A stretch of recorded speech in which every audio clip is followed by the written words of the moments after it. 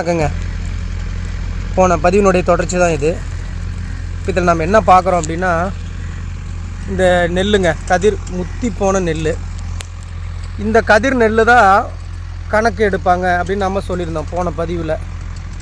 அந்த பதிவில் சொல்லியிருந்தோம் இல்லைங்களா, ஒரு குறிப்பிட்ட அளவு எத்தனை நெல் சேர்ந்தது ஒரு மரக்கா அப்படிலாம் எல்லாமே சொல்லியிருந்தோம்.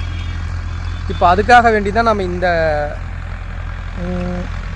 விளைஞ்சி கதிர் நிற்குது பார்த்தீங்களா, இந்த நெல் தாங்க நம்ம இப்போ பார்த்துருக்குறோம். இப்போ இந்த நெல் தான் என்ன பண்ணுவாங்கன்னா, இது விளைஞ்சிருச்சு. இப்போ நம்ம கையில் இப்படி பிடிச்சோம்னா கூட அதிகமாக கொஞ்சம் இங்கே பாருங்கள், இப்போ இந்த நெல் இப்படி கையில் பிடிச்சோம் அப்படின்னா கூட எல்லாம் நெல் உதிர்ந்துரும், கொட்டிடும்.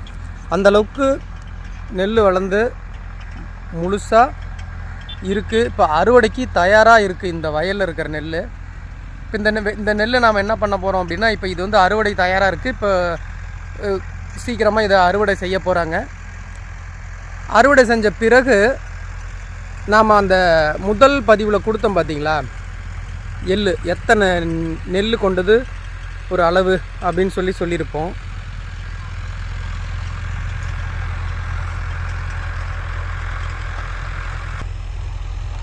அதாவதுங்க 360 நெல் கொண்டது ஒரு செவிடு, 4 செவிடு ஒரு ஆழாக்கு, இப்படி ஒரு கணக்கு நான் சொல்லியிருந்தேன் பார்த்தீங்களா.